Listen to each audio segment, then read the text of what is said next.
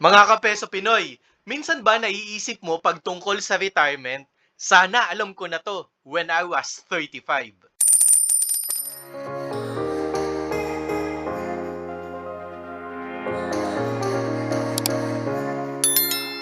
Sabihin natin mga kapeso, at 35 years old ngayong 2025, mag-uumpisa na tayo para sa ating retirement. Sabihin natin na 5,000 pesos agad ang gagawin natin na monthly investment. Ibig sabihin, annually, 60,000 pesos ang ating magiging investment.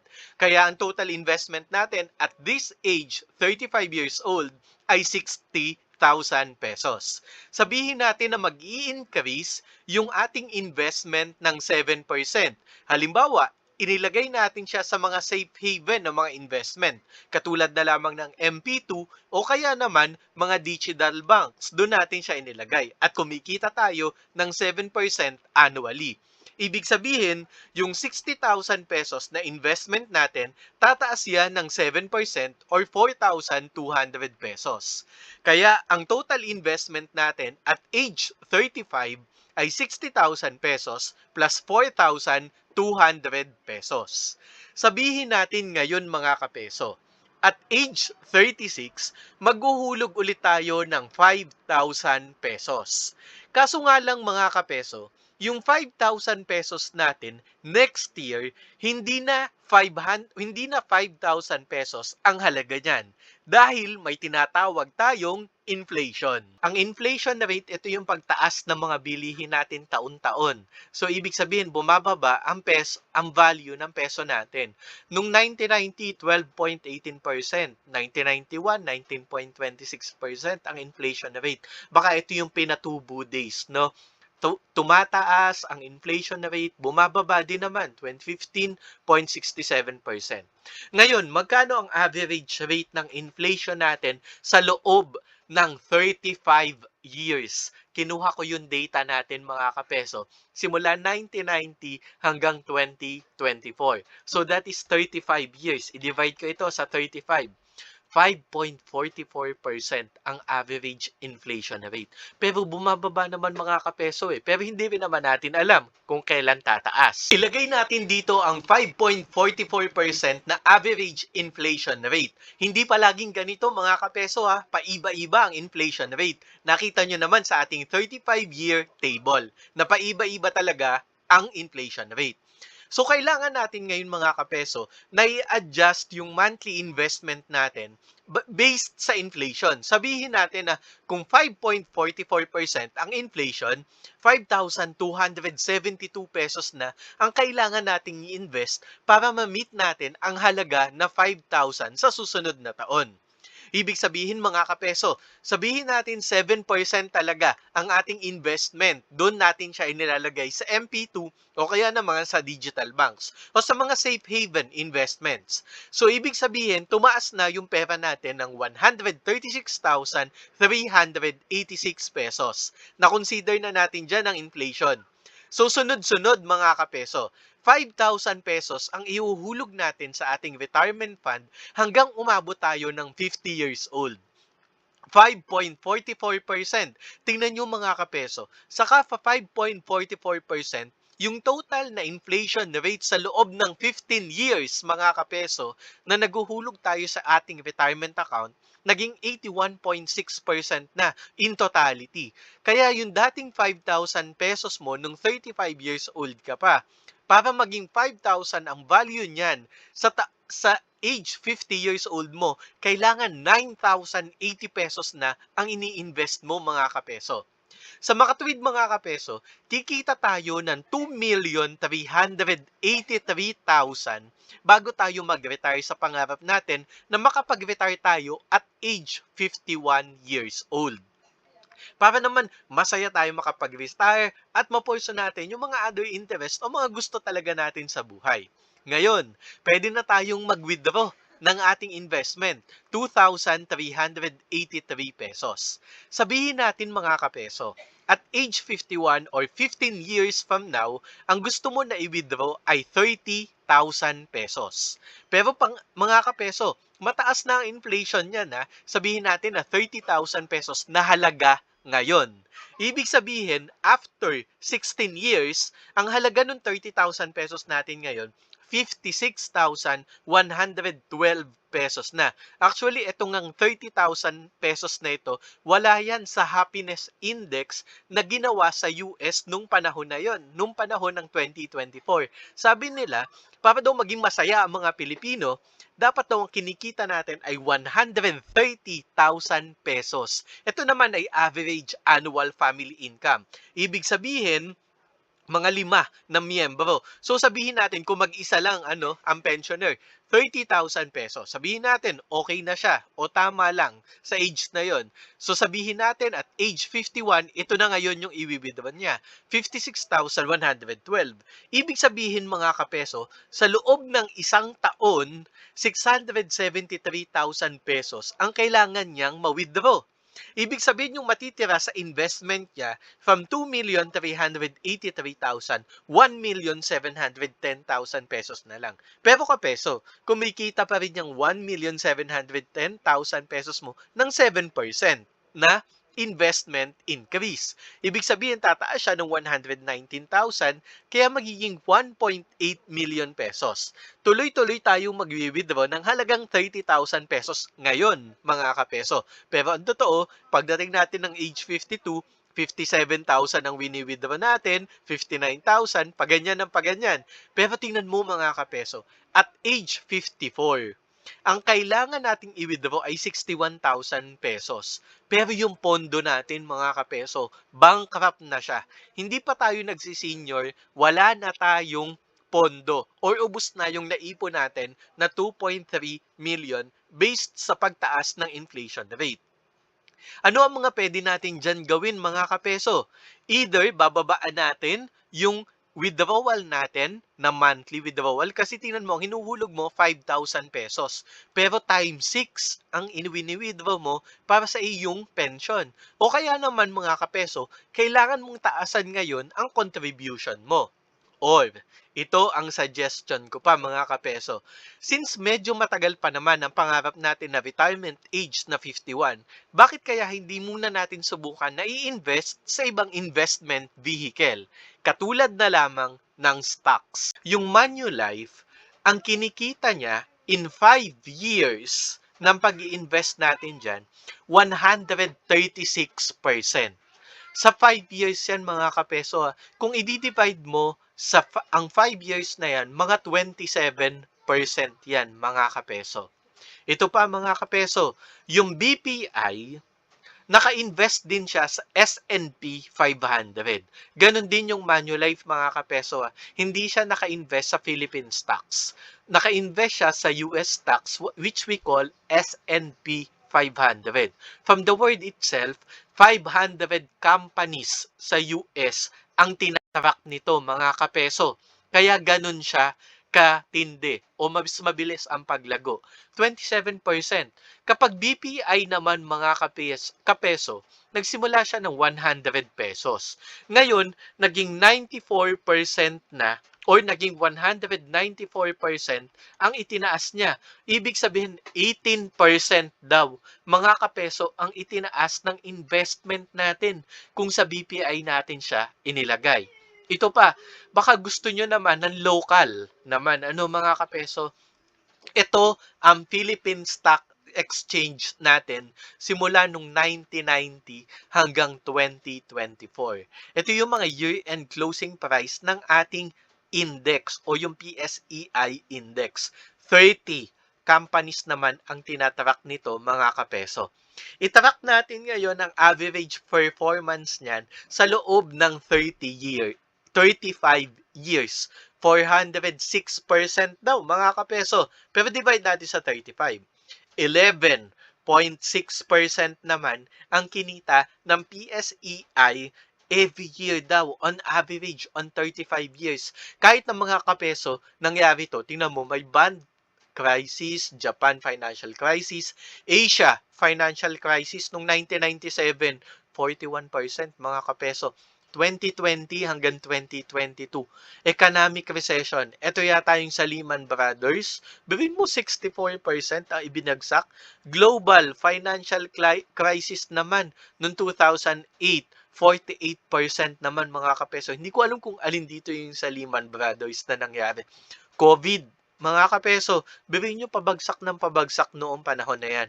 Pero 11.6% pa rin ang kinikita taon-taon on average.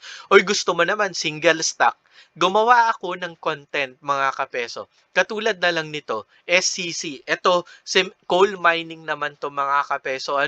84% in 5 years. So, ibig sabihin, ang kinita niyan, kung 84% in 5 years, kayang mong kumita dyan ng 16%.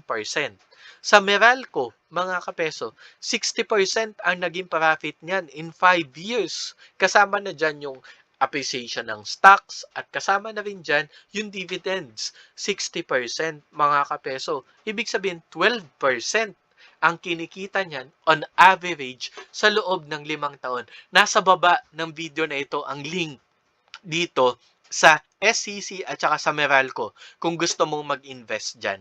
Testing lang mga kapeso. Sabihin natin na at age 35, inilagay muna natin sa Manulife na kumikita tayo ng 27% annually. Mga kapeso, paiba-iba to kasi napaka-volatile ng stock market. Kahit ginagawa pa yan ng mga professional kasi sobrang volatile, lalong-lalo na sa Amerika mga kapeso. So sabihin natin, at age 35, i-invest muna natin siya sa stock market sa US o sa Manulife natin siya ilalagay na kumikita ng 27% sa loob ng 5 taon. Tingnan mo mga kapeso, kanina 2 million pesos ang pera natin. Ngayon naging 3 million pesos na dahil nag-i-invest tayo ng mas malaki sa ating investment. Sa susunod naman mga kapeso, sabi mo medyo nakakatakot na kasi 10 years na lang bago ako mag-retire. Pwede bang sa medyo safe ko ilagay? Sabihin natin mga kapeso, naisip mo Meralco. Kasi naisip mo, ang Meralco medyo sigurado kasi sa tingin ko naman lahat nangangailangan ng kuryente. Kaya sa tingin ko, bumagsak man siya o maghirap man yung ekonomiya o mag-fluctuate man ang presyo ng stocks, baka yung Meralco hindi naman agad maapektuhan. Sabihin natin na after mo mag-invest sa mutual funds, nilagay mo ulit ng 5 years sa Meralco naman. Kanina, 3 million pesos ang pera natin.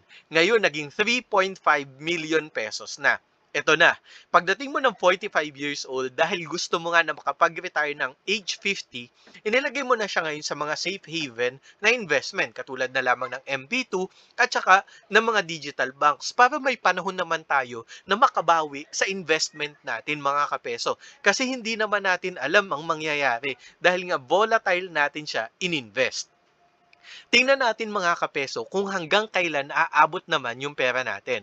Na-survive natin ang 54 years old. Ang problema natin, yung 55 years old, bankrupt pa din tayo mga kapeso. Ito naman ang sunod kong suggestion sa iyo mga kapeso. Sa tingin ko, meron ka na dyan na savings sa iyong bank account. Pwedeng nasa bank account mo yan, natutulog sa bangko mo, o kaya naman sa kung saan man. Kasi 35 years old, normally may pera na tayong naka-ready dyan or naka-invest. Sabihin natin mga kapeso, inilagay mo dito sa retirement fund mo o inilaan mo talaga para sa iyong retirement. Sabihin natin na meron kang 100,000 pesos na nakatago mga kapeso, inilagay mo dito. Kung kanina mga kapeso, 3.5 million pesos ang ininvest natin. Tingnan mo siya ngayon kapeso. Umabot siya ng 4.3 million pesos. 800,000 pesos agad ang itinaas. Kitang-kita mo dito mga kapeso na survive mo ang age 55 at 56. Ang problema na lang natin ngayon mga kapeso, age 57 mo naman. Ano naman yung sunod natin pwedeng gawin dyan mga kapeso? Pwede mong taasan ngayon yung monthly investment mo. Although tinataasan mo na siya, dahil nga gusto mong labanan ang inflation. Pero hindi natin sure mga kapeso, paano naman halimbawa, at age 40, eto nga ang hinihulog mo. Pero paano naman kung napromote ka na niyan? Mas lumalaki na yung sweldo mo. Baka naman pwede mong taasan. Halimbawa, at age 40, gawin mong 7,000 pesos sa halaga ngayon mga kapeso. Hanggang gagawin mo yan hanggang age 43. Pero ito na yung ihuhulog mo ng panahon na yan para malabanan mo yung inflation mga kapeso. So sabihin natin naman, sumunod naman from 7,000, ginawa mong 10,000 nung age 44 ka naman. Age 44 hanggang age 47. Tapos, siguro mataas ng katungkulan mo nito. At age 48 naman, ginawa mo ng 15,000. O baka naman nakapagpag-graduate na o nagtatrabaho na yung mga anak. Kaya mas makaka-focus na ngayon sa retirement fund. Tingnan mo mga kapeso, kanina 4.3 million pesos. Ngayon naging 5.9 million pesos ang kinita mo. Sabihin natin mga kapeso, ganun pa rin. Dati 15,000 ang inulog natin. Yan yung huling hulog. Pero ngayon, nakaka-withdraw tayo sa halagang 30,000 pesos ngayon or 56,000 pesos. Yung pera natin mga kapeso, aabot siya up to 58 years old natin. Kung tutuusin mga kapeso, kulang pa din siya. Sa loob ng 15 years na nag-i-invest tayo sa stock market. What if, mga kapeso, medyo i-extend natin yung retirement age natin? Kung kanina, sabi natin, up to age 50 lang ako magtatrabaho, at 51, mag-retire na talaga ako.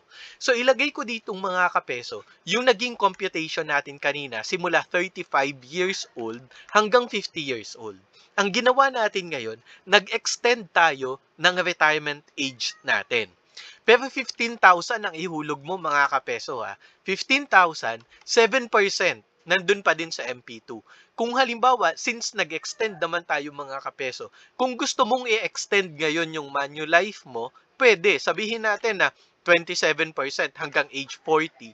Tapos yung Meralco investment mo naman hanggang age 45. Saka ka lumipat ngayon from 46 to 55 years old sa mga safe haven na stocks. Again, mga kapeso, warning lang, yung Manulife hindi palaging 27% ha. Kitang-kita mo naman kapeso. Paiba-iba yung performance. Nung 2020, 13.10% lang.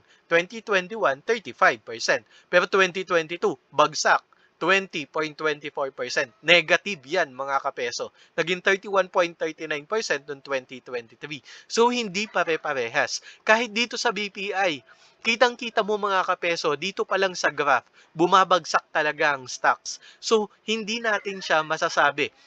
Kitang-kita mo din dito sa PSE index, bumabagsak, tumataas. Tingnan mo nung 2008, bagsak talaga. Pero nung pandemic, bagsak talaga at hindi pa halos nakakabawi. So walang kasiguraduhan mga kapeso ha, na kapag nag-invest ka, siguradong 27% ka agad. Warning yan sa atin. Pero sabihin natin mga kapeso, nag-invest tayo ng additional 5 years o in-extend natin bago tayo mag-retire. Kung kanina kapeso, 5.95 million pesos. Ngayon, 11,407,000 pesos na. Biruin mo, dahil nag-extend tayo ng 5 years, na doble agad ang pera natin. Ito ay assuming na nandito idinagdag mo na 100,000 pesos na pera mo ngayon ha. Tingnan mo mga kapeso, up to age 67 years old, nakakapag-withdraw ka ng based sa inflation, 82,000 pesos, 80,000 pesos, 78,000 pesos. Kayang-kaya mong pataasin ang withdrawal mo. Kung gusto mong medyo babaan, at age 56, pwedeng-pwede din. O kaya naman, dumating ka age 60, nandyan na ngayon yung SSS natin o kaya naman GSIS. Kung gusto mong medyo bawasan yung withdrawal mo dito, kasi meron ka na namang pension galing sa SSS o kaya naman sa GSIS. Pwede mong gawin yan mga kapeso para mag-extend yung life nung retirement plan mo. Kung kanina up to 67, ngayon up to 69 years old, may nawi-withdraw ka. What if mga kapeso, sabi mo, gusto ko talagang paabutin ng life expectancy halimbawa, tayo mga Pilipino daw up to 72 years old. Pero sabihin natin up to 80 years old, gusto mo sanang paabutin doon. Ano mga kapeso? Pwede mong ang gawin, itong Manulife, extend mo. Pwede siyang ganon. Kung kanina, tingnan nyo kanina, naging 11,407,000.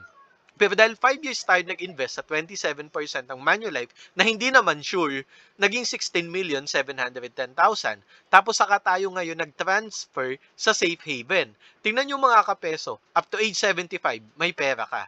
Pero hindi sigurado mga kapeso ha, walang kasiguraduhan yan. Hindi talaga natin siya sure kung magkakaganon.